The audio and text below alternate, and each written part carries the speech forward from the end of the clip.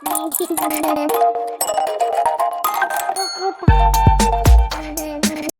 Everyone, इस video में बात कर लेते हैं एनएलसी इंडिया लिमिटेड की। क्विकली एनालिसिस देख लेते हैं। चैनल को लाइक एंड सब्सक्राइब करना मत भूलिएगा। तो यहाँ आप देख रहे होगे स्टॉक में आज एग्जैक्ट वहीं से रिवर्सल आया जो अपने टारगेट थे, टारगेट मैच हुए हैं अपने। जो रेगुलर व्यूअर हैं उनको आइडिया लग जाता होगा कहाँ से कहाँ तक का मोमेंटम है।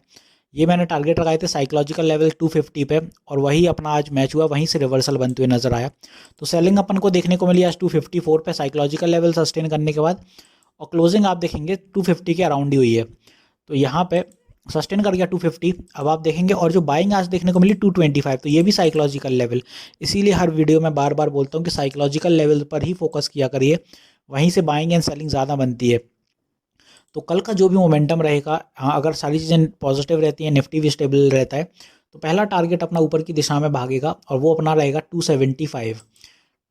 275 के बीच में और 250 के बीच में आपको एक टारगेट और मिलेगा, या 262 का। ये भी एक हर्डल का काम करेगा आपको, 262, और फिर इसके बाद अपना 275 रहेगा टारगेट। और ऐसे ही करके आने वाले दिनों में अपने को जो नेक्स्ट टारगेट रहेगा 287 का, एंड देन 300।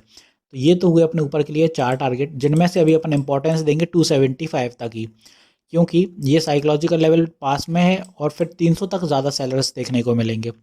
बाकी आप देखेंगे कि यहाँ पे ये NLC India jumps to nearly 16 year high, तो 16 साल का हाई बनाया है एनएलसी इंडिया ने। और आप देखेंगे 2023 में बहुत से स्टॉक्स ने अपने रिकॉर्ड्स ब्रेक करे हैं। मेजॉरिटी ऑफ द स्टॉक्स अच्छे खासे चल रहे हैं। कैस्ट्रॉल इंडिया ले लीजिए, एनएलसी हो गया। इसके बाद आप जितने भी अभी रियल एस्टेट के स्टॉक्स हैं, पावर फाइनेंस कॉरपोरेशन जैसे हुए, रैक लिमिटेड हुए, सब ऑल टाइम हाई हैं। और इतना इन्होंने हाई कभी दिया नहीं है। किसी ने 2015 में दिया था, 2016 में दिया था। तो अच्छे खासे मोमेंटम चलने को देखने को मिल रहे हैं इस बार, और वजह है कि निफ्टी अच्छा चल रहा है। और आप साथ ही साथ देखें तो मोमेंटम आने वाले दिनों में बहुत अच्छा आने वाला है, क्योंकि अभी जो नई रिपोर्ट्स आई हैं उसमें यह है कि 2024 में निफ्टी 25,000 तक पहुंचने वाला है। दम रखता है इतना, नो डाउट, क्योंकि जिस हिसाब से इस साल जो इलेक्शंस हैं उसमें पता है आपको कौन जीतने वाला है। बीजेपी का पकड़ा भारी है, तो कहीं ना कहीं मोमेंटम अच्छा खासा देखने को मिलेगा। और यहाँ पे अभी एनएलसी की बात कर लेते हैं, तो आप देखेंगे ऊपर के टारगेट्स मैंने ऑलरेडी बता ही दिए। अब बाय एनी मोमेंटम अगर अनस्टेबल होता है निफ्टी, या फिर मार्केट थोड़ा सेलिंग प्रेशर दिखाता है, तो सपोर्ट आपका कहाँ होगा वो देख लीजिए। पहला सपोर्ट फॉल करने पे 237 मिलेगा ये।